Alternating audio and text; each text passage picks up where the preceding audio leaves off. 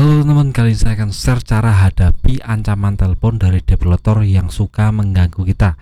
Nah, cara ini terbukti efektif dan bisa membuat developer yang namanya takut untuk bisa menelpon kita lagi. Nah, saya bagi dua ya teman, cara yang jika teman-teman mentalnya kuat dan cara yang jika teman-teman mentalnya tidak kuat. Nah, saya akan bahas satu persatu. Nah, untuk yang pertama, jika teman-teman mentalnya tidak kuat untuk menghadapi developer, teman-teman harus coba untuk yang namanya ganti nomor HP. Ini bisa menjadi solusi terbaik jika teman-teman tidak ingin diganggu terus-menerus oleh developer.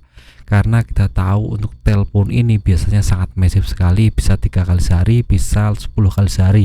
Ini jika teman-teman mentalnya nggak kuat, bisa down dan bisa stres. Karena kita kepikiran terus ya teman, ditelepon terus, diganggu terus, dan kita bisa merusak konsentrasi pekerjaan kita, dan ujung-ujungnya kita bisa terbebani pikirannya ya teman. Jadi ini cara yang pertama, teman-teman copot kartunya, ganti nomor HP. Itu bisa teman-teman lakukan jika teman-teman tidak punya mental. Tapi jika teman-teman punya mental, teman-teman hadapi saja, tidak usah takut, tidak usah yang namanya gelisah atau yang lainnya. Teman-teman cukup hadapi saja. Kalau telepon diangkat saja, bicara seperlunya saja. Kalau dia mengancam, kita balik ancam saja. Kalau dia bicara kasar, kita balik bicara kasar saja.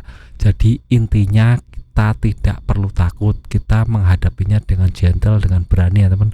Kalau dia bilang ingin ke rumah, kita bilang saja silahkan datang ke rumah, saya tunggu, seperti itu ya teman.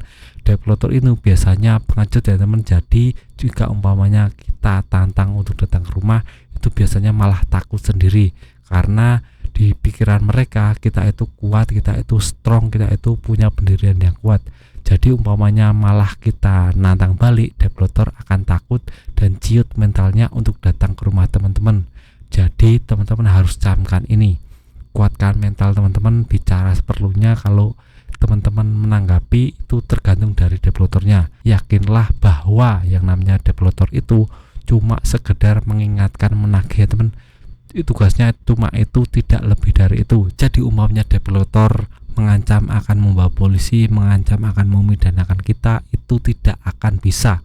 Karena yang namanya pinjaman online, hutang piutang itu masuknya ke ranah perdata, bukan masuk ke ranah pidana. Jadi kita 100% aman dari yang namanya ancaman hukum. Jadi teman-teman harus setting mental teman-teman seperti itu, pengetahuan teman-teman seperti itu, agar nanti jika teman-teman berhadapan langsung atau bicara empat mata dengan developer, teman-teman tidak kalah dalam berargumen. Karena kita tahu yang namanya developer itu kata-katanya bisa sangat kasar, bisa langsung mengintimidasi kita, bisa langsung yang namanya berperilaku kasar kepada kita. Jadi kita harus siapkan mental dan kita harus punya pendirian yang kuat, punya pengetahuan yang luas. Jangan sampai kalah argumen dengan yang namanya developer. Itu bisa teman-teman langsung praktekkan saja. Jadi jika teman-teman nggak punya mental, teman-teman copot kartunya, ganti kartu yang baru yang tidak berhubungan dengan pinjaman online. Tapi jika teman-teman kuat mentalnya, teman-teman bisa hadapi itu dengan gagah berani. Nah, itu terserah dari teman-teman mau pilih yang satu atau yang dua.